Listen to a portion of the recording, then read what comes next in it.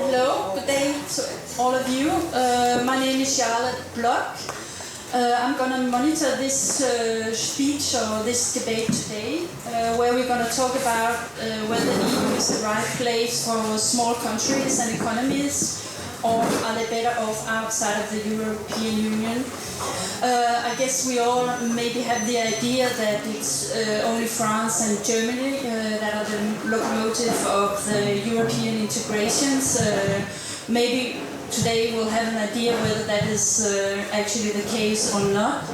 We're going to talk about what are the pros and cons of having an EU membership for the smaller countries, and I would like to welcome Marc Angel, who is from Luxembourg, and Luxembourg is a politician and member of the European Parliament, and Timmy, who is ALDE co-president, and then we have Chris told me I could just call him Chris, who's a member of parliament from Lithuania. Hello.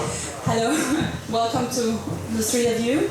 And I would like to give the word to Marc, and you will have like 2, 3, 4 minutes for the introduction. So, thank you. So thank you very much, Charlotte, for this introduction. As Charlotte said, I'm a member of the European Parliament since 2019, but I was in national politics for more than 16 years, where I chaired the Foreign and European Affairs Committee, so I've been in the European business for quite a long time. So if you ask me, for a small country, it's good to be in the European Union. From my perspective, coming from Luxembourg, I can only say yes, definitely. And I see my neighboring country, Belgium, which is much bigger than we are, but still considered not a huge country. And many other countries, I think if you see the situation in these countries, you can only say yes. We in Luxembourg, we believe in l'union fait la force, the union makes the strength, and this has always been the guiding principle of our country. We've been already in the past in bigger entities. We were in the 19th century part of the German Zollverein, which is the customs unions with all the different German nations that existed. And then after World War I, we had an economic and political union also with Belgium already. And then after World War II, when the Benelux was created, and then we were part of, from day one, part of the European construction, and it was very beneficial for Luxembourg. Of course, it was also some sacrifice, because after World War I, when the steel and coal community was created, we lost a lot of of course we had a bigger market, but all the money from the customs went to this coal and steel community. So some politicians at the time said, oh, this can be risky. But thank God most were courageous, and they said, we have in the past survived in bigger entities, let's go into this adventure. And we were able to shape it. The euro of the 6, then the euro of the 9, the euro of the 12, the euro of the 15, and the 25, and the 27. 28, unfortunately one country left, but I think it was very, very, very good for us. And also, when I make speeches about Europe, I'm never tiring of emphasizing that we need to look beyond the discussion on net payers and net receivers. You know, some countries say we pay so much in the union, do we get out as much?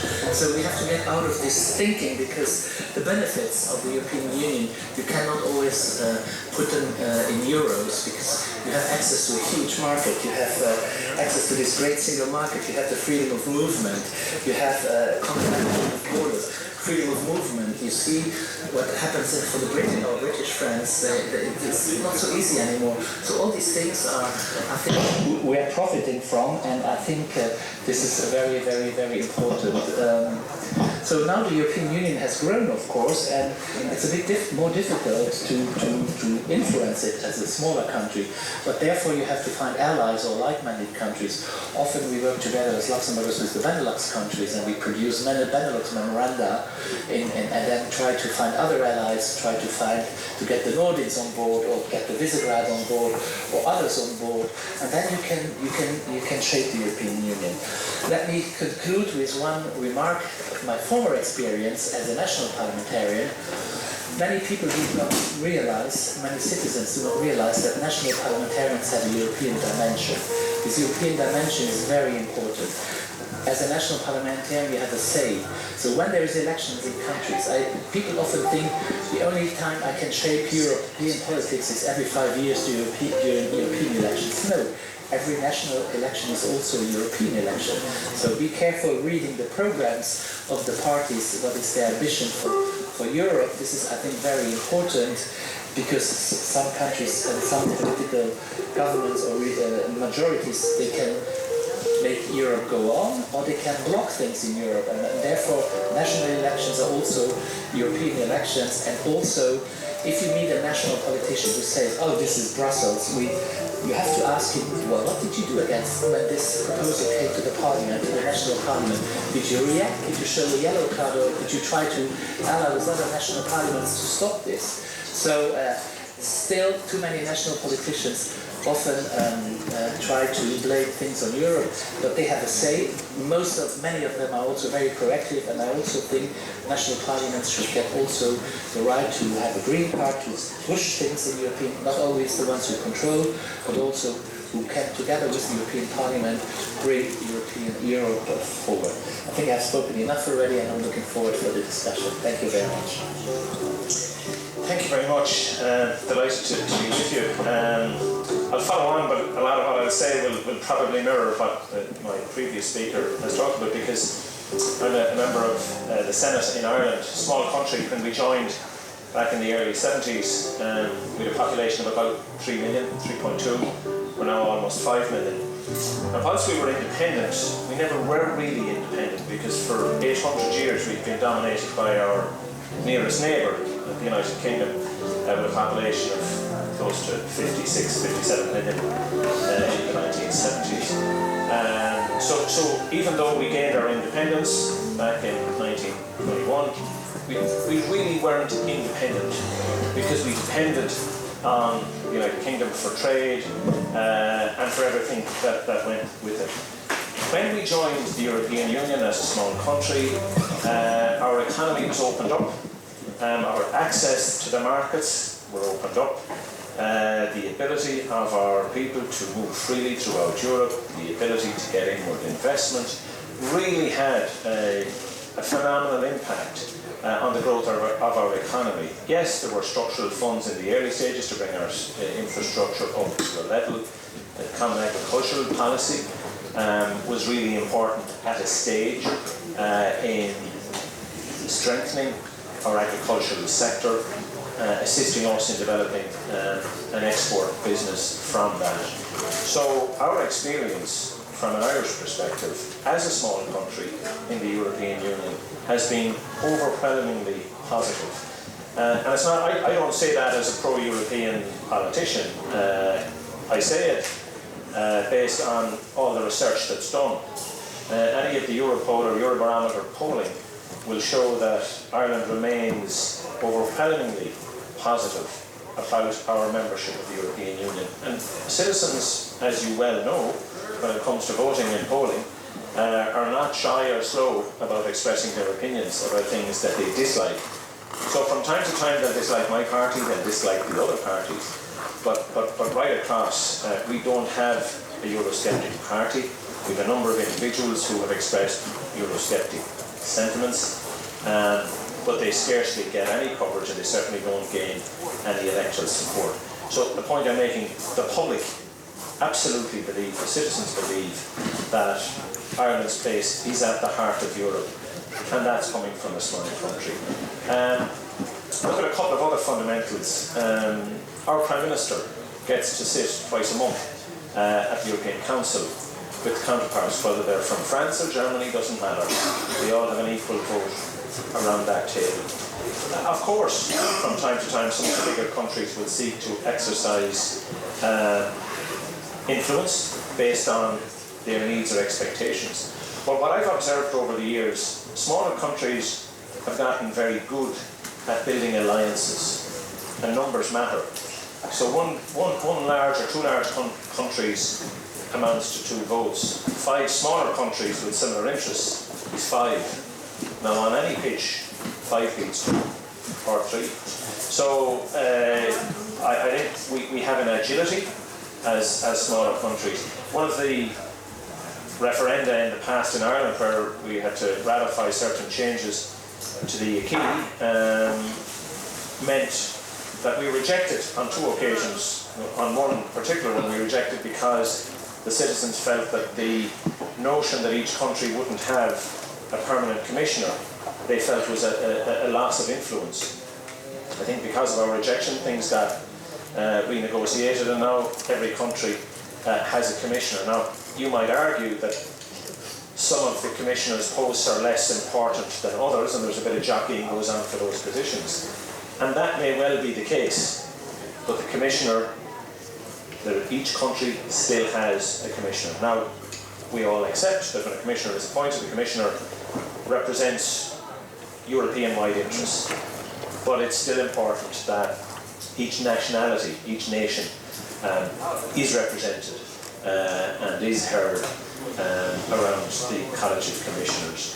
So I think if the question is, would a small country outside the European Union be better inside than remaining outside? From my personal experience, from the experience that I know best, overwhelmingly the answer is yes, they would be better inside. In terms of the ability to grow their economies, in terms of freedoms for their citizens, access to greater markets, travel, movement of capital, investment, all of the key fundamental principles that underpin the European Union is now available to those countries. I just think as a bloc we have been probably too slow in encouraging more membership, and I was pleased that the decision was taken to allow Ukraine to go to accession status. Of course, that's going to take time, as all these things do, but it's a positive. It's a positive for us as a European Union, it's a positive for them. We're now facing a threat that we probably didn't focus on in time, that being the aggression of Russia. So of course it is fundamentally important that we build the strongest, fairest, democratic bloc that we can, and we can't leave countries on the periphery that are part of the European continent. And I think we have to move more quickly and give confidence to those countries that we're serious about allowing their citizens to feel the benefits that we have found. Good morning or good day, everyone. Thank you for having me here, and it's really lovely to be in a non-Danish panel this time. And it's very, I hope that the discussion would be very interesting, because we are from, let's call it, small countries, but medium-sized countries, medium-sized from Europe. I'm coming from Lithuania, which is a good friend of all the Nordic states, but I believe that you are very interested in Lithuanian history and you perfectly know it, but just me remind you several very important facts about the history of Lithuania. So in 1940 or 39, Lithuania was occupied by the Soviet Union, and it broke the peace treaty, which was written in 1918. And and usually the peace treaties are eternal peace treaties, so it was again another sign of Russia, at that time USSR, how not normal country it is. And afterwards we were occupied, and a lot of hundreds of thousands of people were exiled to Siberia, including my grandparents. And my father was born in Siberia. So a lot of families felt that awful time when Lithuania was crushed, and how we felt living in a friendly republics, of USSR. And then in 1990, the Baltic states realized that they don't want to be part of this obscure and ununderstandable creature, imperialistic approach, having a country called USSR, and decided to vote for the independence. and we gained our independence in 1990, March 11. After 9 months, a little bit more, in 1991, January 13, the Russian tanks came to our country trying to get the country back. I'll just remind you that Lithuania is a country of 3 million people, approximately. At that time it was probably 3.1 million or 3 million people, and this imperialistic country needed that 3 million people to their common. It's difficult to call it a country because country has some rules and laws, but that substance, let's call it. And then we realized that the path which we should go is not the eastern path, and we rather wanted to disconnect us from the glorious past as the Russian Soviet Union was and is and will all the time repeat. And in 2004. There was a referendum. In 2003, there was a referendum whether we should apply to European Union, and in 2004 we got accepted. So, from becoming independent state till they got accepted to the European Union, 14 years passed, which is on the way a lot, or maybe just a few. After that, after 3 years, in 2007, we got accepted in the Schengen area, and that was the first moment when Lithuanians were able to travel to Poland and further west or north to other countries without visas and other unnecessary papers. 6 years after, in 2013, Lithuania had the presidency of the Council of the European Union. 2 years later, in 2015, Lithuania adopted Euro and became the proud member of Eurozone. 7 years later, in 2022, Kaunas, the second largest city of Lithuania, is the capital culture of Europe. So when you will finish this festival, you are more than welcome to come to Kaunas and visit the glorious and amazing city of Lithuania.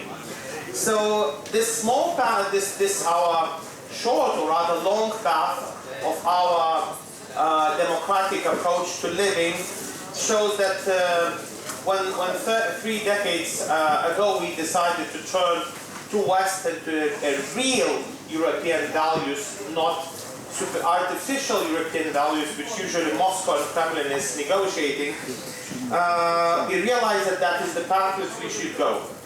And talking a little bit from aside, I would say that each and every country, because our topic is a bit, what about San Marino and Vatican State and Andorra, who are not the members of the European Union, and how about them? So I think that each and every country can choose how they want to manage their internal and external affairs and how they want to manage these national and international interests. So I think this is the decision of each and every country, and the example of Ukraine shows that they want to be, they are in the European family because we share the same values, and I hope that sooner or later they will become proud members of European Union. And the last thing is that in current context, geopolitical context with the war in Ukraine, this group, which is called European Union, this family of countries with the shared values, and if I may say including Great Britain, show that this unity is so important, incredibly important, to show to aggressor that we are united. And to be honest, despite this, despite the Brexit, which was not appreciated by a lot of Europe, I'm saying continental Europeans, still we miss Great Britain. I don't know about you, but a lot of Europeans miss somehow British people and Great Britain in this family. On the other hand, the current situation shows that despite Great Britain is not in the EU, it shows the togetherness with other European Union countries in the common fight with Russia. Thank you very much. We can see all All three of you are pro-European membership, and all of you talked about alliances between smaller countries. Probably Nigel Farage didn't get the visa. Probably not. But I'm a bit curious. Could you talk more about these alliances? Which areas do you find alliances between smaller countries? Are there typical alliances, typical subjects that are of more interest to smaller countries than the bigger countries? If you allow, you said we're all pro-European membership. Yes, we are pro-European membership, but that doesn't mean that, I can speak for me, I don't know for them, but that we also want to improve Europe and have a better Europe.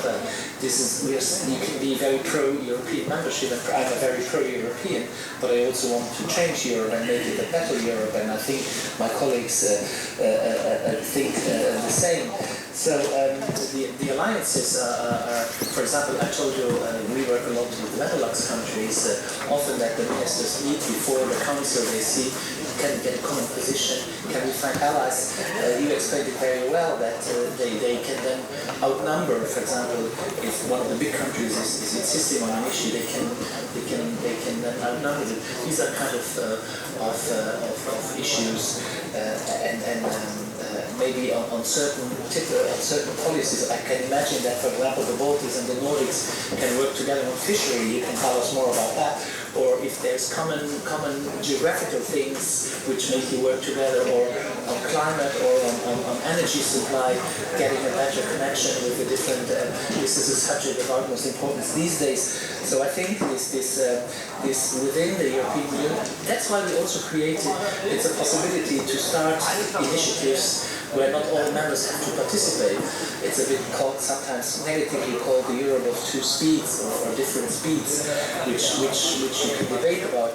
I'm in favor of that, but everybody has to be able to join on the train. It's not that there's a train that leaves and nobody can. Some countries are maybe not ready mentally, or they don't want it, they are afraid of it. And Schengen is, for example, an example of the euro. Nobody was forced to be a member of the euro, etc.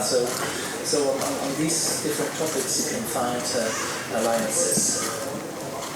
Yeah, I mean the same point I suppose, but the relationships can be somewhat fluid. It depends. Agriculture was really important to Ireland, so for sure on agricultural issues we have built alliances with countries where that matters. On another subject matter, the alliance may be somewhat different.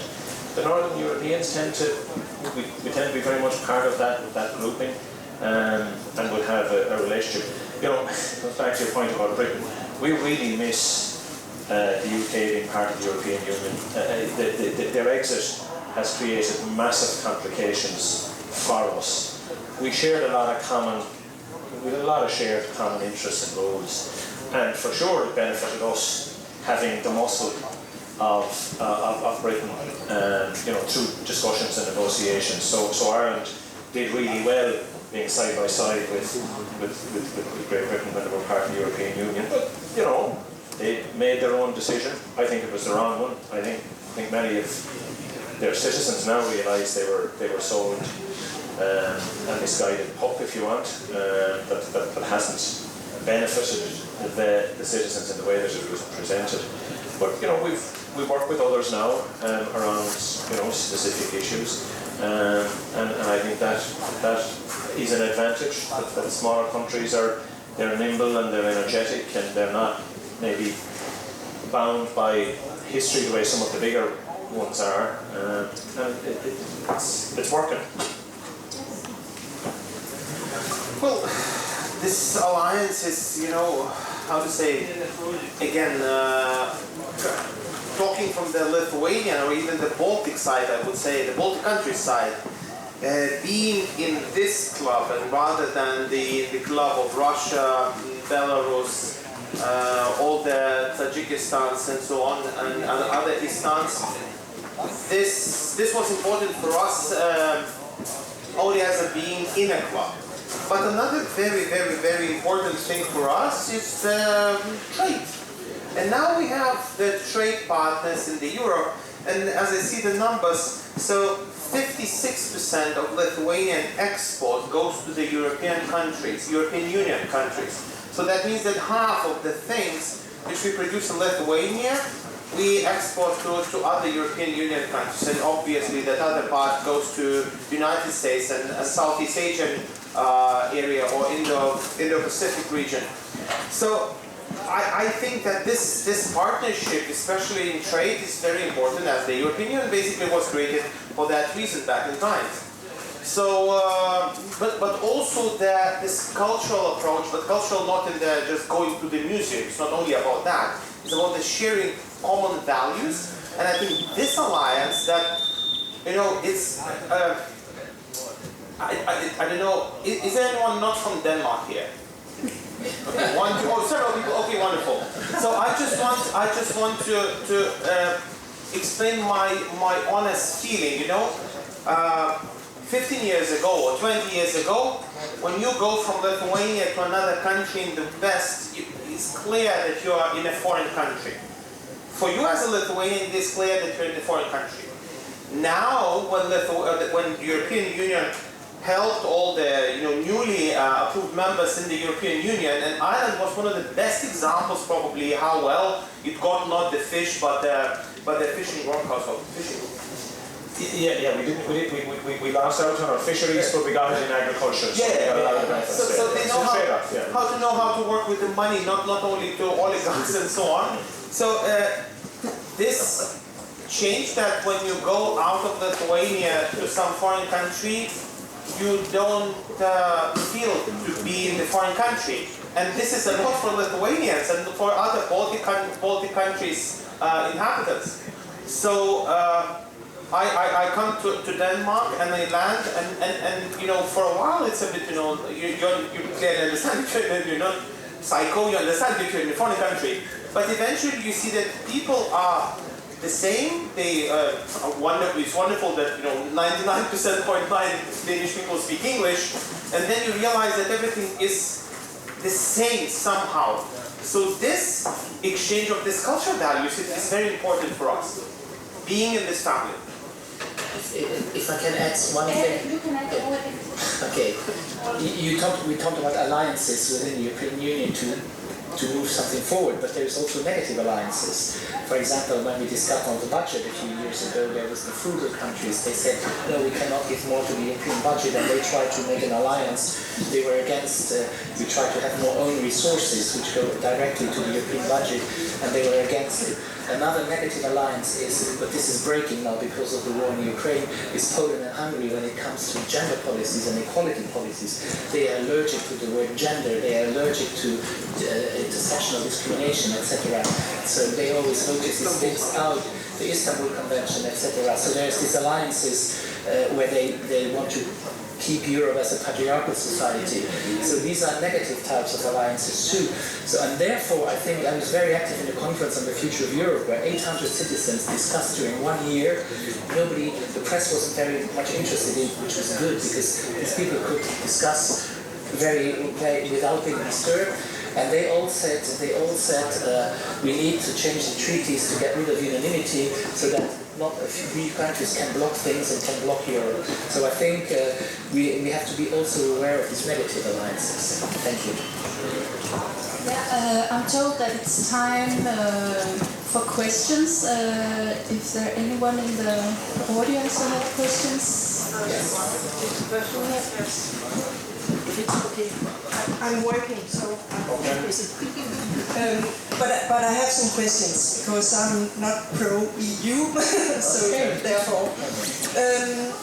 I want to know if you had an argument that if 56% of Lithuanians' export goes to other EU countries, I think in Denmark it's 75% or something. But my question will be, if your export, for example, increases to China for more than 50%, do you want to make an alliance with China?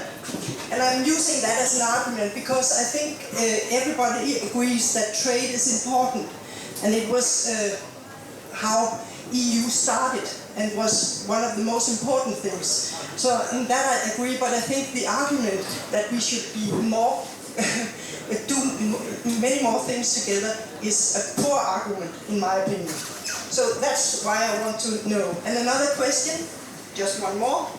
It's about when you want small countries to work together in the EU because you have not so many members in the parliament. I want to know, in Denmark we have 14 members of the parliament, and the 14 members don't agree.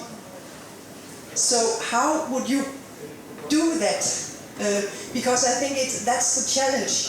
We have many different parties in Denmark, we have 14 members, we don't agree, and how should smaller countries work better together if we are politically different, which we are?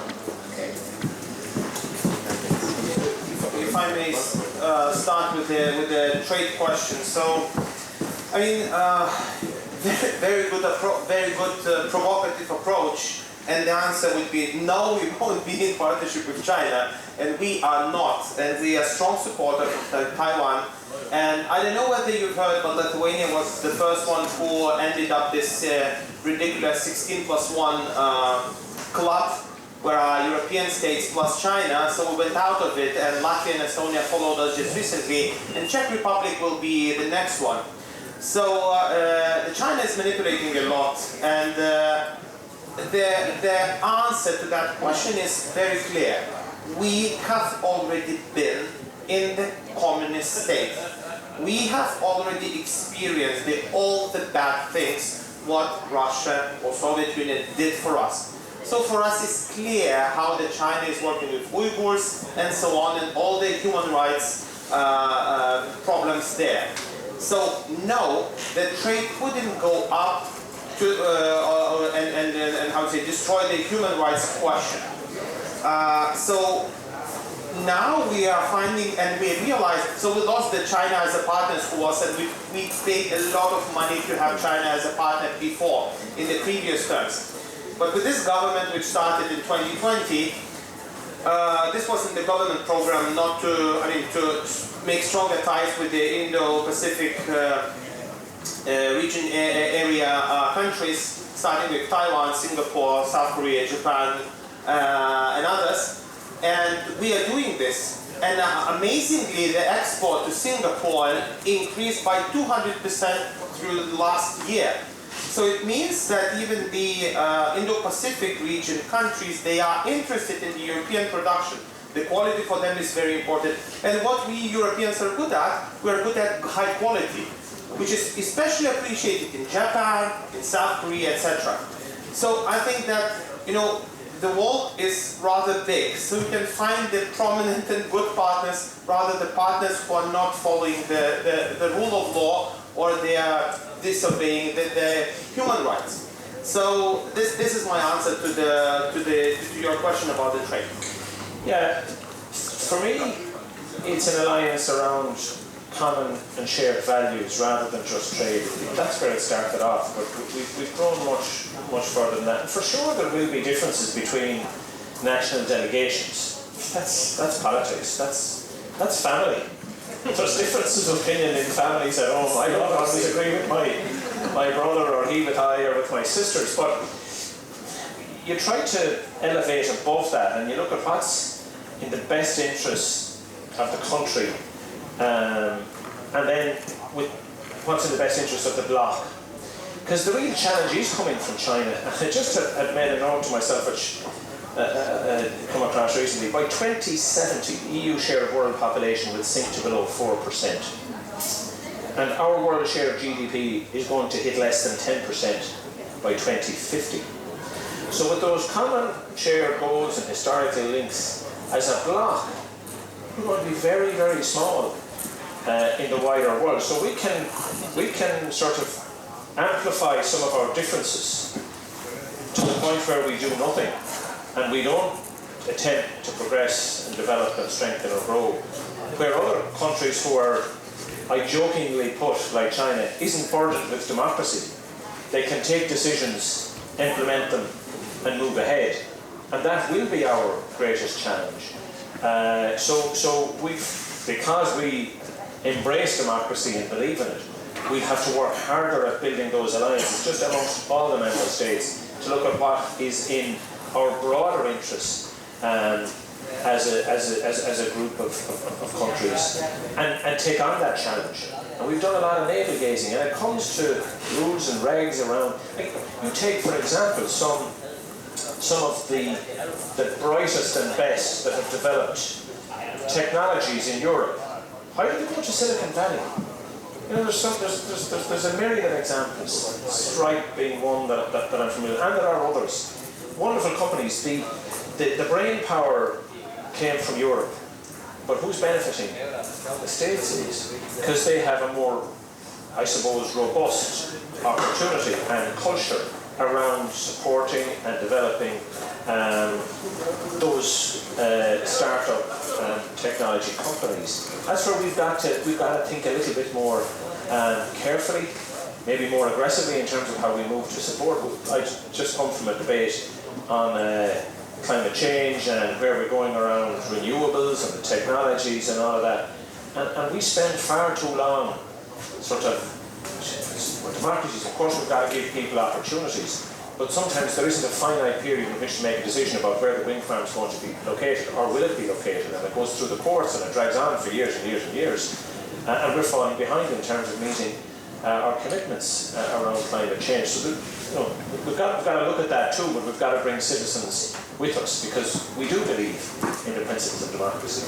And we, despite the sort of quip that I made at the beginning, we don't see it as a burden, nor should we. Thank you.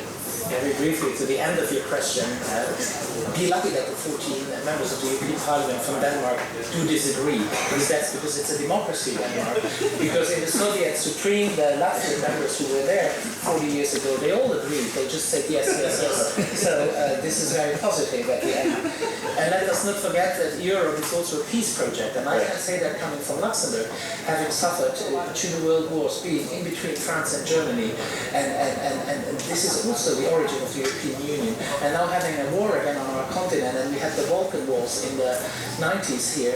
This is also important to keep in mind that Europe was born out of reconciliation of enemies. There was quite a lot of war, and not especially the Nordic history, but there was a lot of wars in this area too in our past. So I think the fact that there's a reconciliation between the people, between the nations, and that we say we have to work together in a globalized world where the demographic situation is not in our favor, totally not in our favor.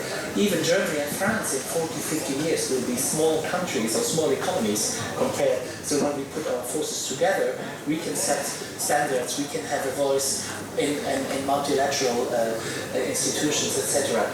This is now the chance we have to do, and that's why we have to work together. Thank you.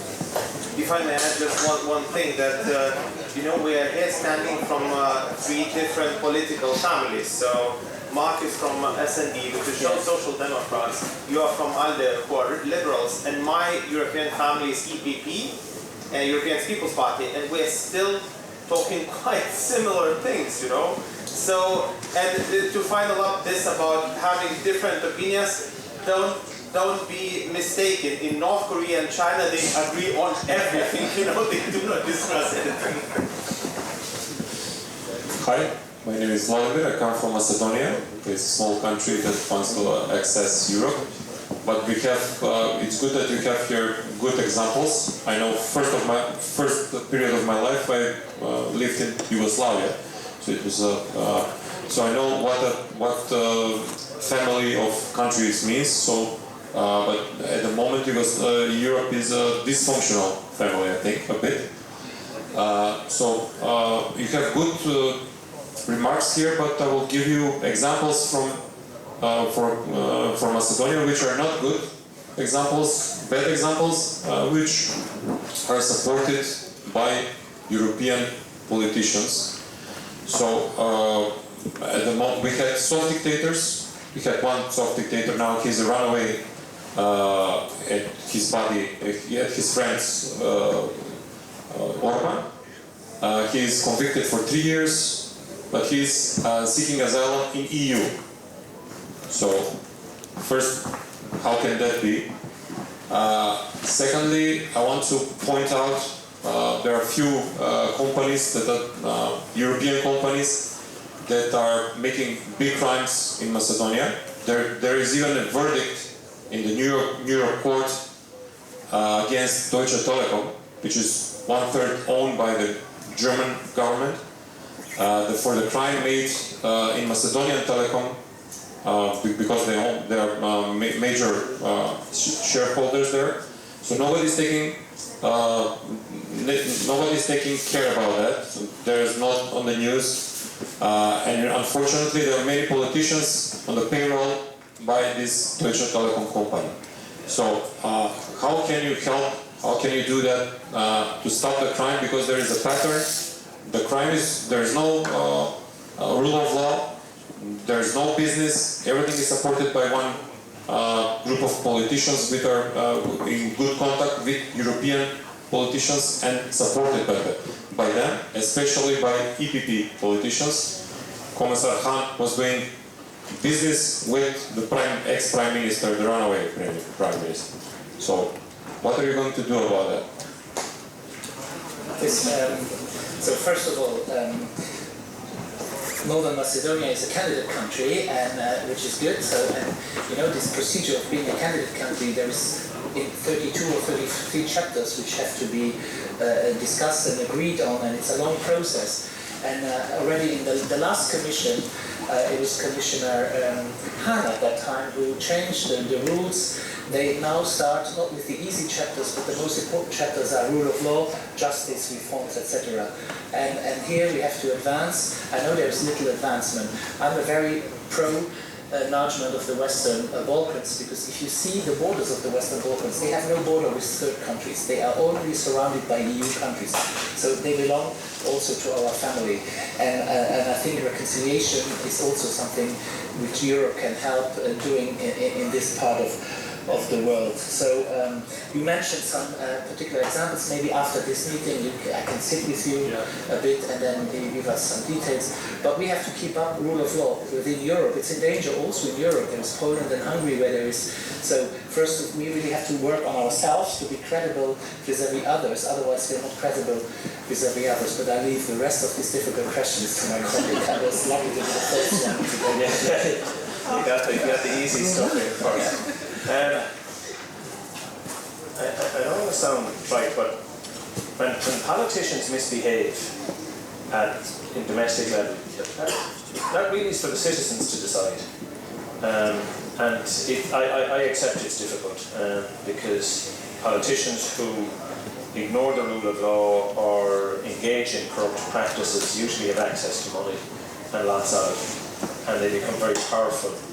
They control aspects of the media, they control the narrative, and they spend lots of money. So it can take time for citizens to stand up and realise this is not in our interest. And that's why some of the smaller parties need backing and support from those of us at European level who believe in the importance of the rule of law. So there's more work to be done for sure from an outreach perspective. But there are challenges. We have challenges with our own membership, as you've rightly identified, in both Hungary and Poland. But it will be for your citizens to stand up politically.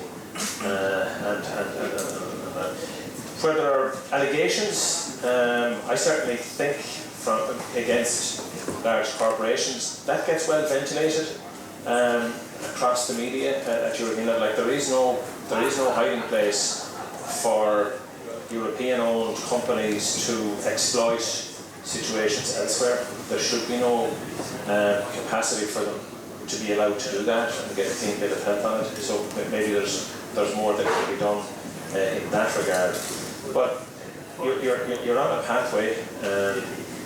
It is difficult for sure to tick all the boxes and to move people away from the corrupt practices, which they may not even see as corrupt because it's been endemic for so long. It's just how business is done, how life is. But unless you have a fundamental appreciation for the rule of law, you're going nowhere within a European context. And that's why some countries take longer than others. And it's just that sometimes it's not the fault of anybody. It's just that that's how business has been done right the way back. And it takes time for the citizens to appreciate that they will be better served by politicians who accept and recognise the rule of law. Then you open up doors to real opportunities about being full members of the European Union. So I don't know if that's helpful. I think. Well, it's a short answer that, you know, it's very good that you're raising the tough questions which are not so well properly escalated in the European Union. On the other hand, I am not the court, neither my colleagues. We cannot judge and say this is not good and this is good and so on. And I would just agree that all politicians are elected. So if in the countries there is a clean and clear election system, which I have to believe that in the majority of the European countries, or nearly all of them, there is a good election system, then the bad politicians who have these corruption practices and so on, they shouldn't be elected. This is not Russia, this is not China or North Korea. So we have to trust democracy. There is no other way. I mean, now we're standing in front of the huge fight. This is not only the fight for West democracies and Russia. This is a fight, democracy against autocracy. Because more and more people in Europe are feeling that autocracies are working way better. And the example came from the COVID-19 pandemic. In China, they were shutting cities if there were only several cases. Why? Because it's easier to manage like this. They do not care how people live there. In Europe, we were all the time blaming and telling, you know, I couldn't go to theater for a half a year or a year, or I couldn't go to the sports fitness club or to watch sports and so on. And but this is the way where we're trying all the time to find the balance with the human rights and the real medical situation. Back in there in China, they don't care about such things. And some people think that, well, they went through the pandemic way better than we did, but they never ever exposed the real data. I mean, we cannot trust the data coming from Russia or China. How many people will die there? How many people died in Belarus? They were vaccinated with this water where Hungary bought from Putin. I mean, so that's why we have to stand in the side of democracy and all the time, you know, brick by brick to build these layers and say that we don't have other choice. Otherwise, we come back to, I don't know, Middle Ages and fight for yourself. And we have a responsibility as EU and member states to support civil society in candidate countries. They need very strong civil society. Okay, another question? Yes, I'll try to make this very short. Following Brexit, it seems that there is a very real chance that the United Kingdom might further fracture, depending on Scottish referendum on independence. Assuming that such a referendum goes ahead and Scotland chooses independence, would Scotland be a natural candidate to take, well, to replace the United Kingdom in the European Union, and could European Union membership for an independent Scotland, would that benefit it to the same degree that it has benefited Ireland, for instance, as a small country of a smaller nature? Yeah. I think that's a logical conclusion. I think, depending on the new Prime Minister yet to be elected, so it depends on what impact that will have on the separation debate in Scotland. But I think if you were to look at it today, the polling would suggest that there is a majority for separation. And they've had two bites at the cherry, if you want, in recent years. But now I think the game changer has been Brexit, effectively, and the Scottish voted overwhelmingly against it, as did Northern Ireland, quite frankly. Maybe not to the same extent, but certainly a strong majority. So I think it's a logical conclusion that would follow, that Scotland would seek membership. And from my perspective, I could see no good reason why we wouldn't engage quickly, why it wouldn't be possible to do it pretty much overnight. Yeah, because the standards are already there. unless of course the standards have been forced down, and they haven't to any great extent. But Britain are in a process of disengagement from many of our standards. They haven't gotten there yet. So I think the sooner the better from the Scottish perspective, so that they wouldn't have to climb that hill again. Although, again, when you get into a debate where that becomes, there's a sentiment to it at the moment, but never underestimate the capacity of certain elements within the Tory party to spread disinformation, as they did. Certainly many people in England, particularly in Wales, were sold the notion that all the money they would save, which they contribute to the European Union, could be spent on their health service. Didn't happen. I watched with amazement when Welsh farmers, who benefited so much, continued to benefit so much from the Common Agricultural Policy, voted to leave. It made no sense whatsoever, other than some kind of a historic belief that that Britannia didn't rule anymore, or that they had lost. This debate about sovereignty, and we haven't talked about it yet. The importance of your sovereignty. Well, your sovereignty doesn't butter the parsnips, quite frankly. And I see our relationship with Europe as having enhanced our sovereignty. You're not giving it away. You're pooling and sharing your sovereignty for the benefit of all citizens. You still have your identity. You still have your country. You elect your politicians. And that, to me, is what sovereignty is about. The capacity to chart your own way. Nobody is forced into anything, but yet you agree at European level around certain changes that benefit your citizens. But at the end of the day, your citizens can vote you out if they don't believe that what you're doing is in their best interest. That, to me, I think we will need to have another, because there are many people who are interested in.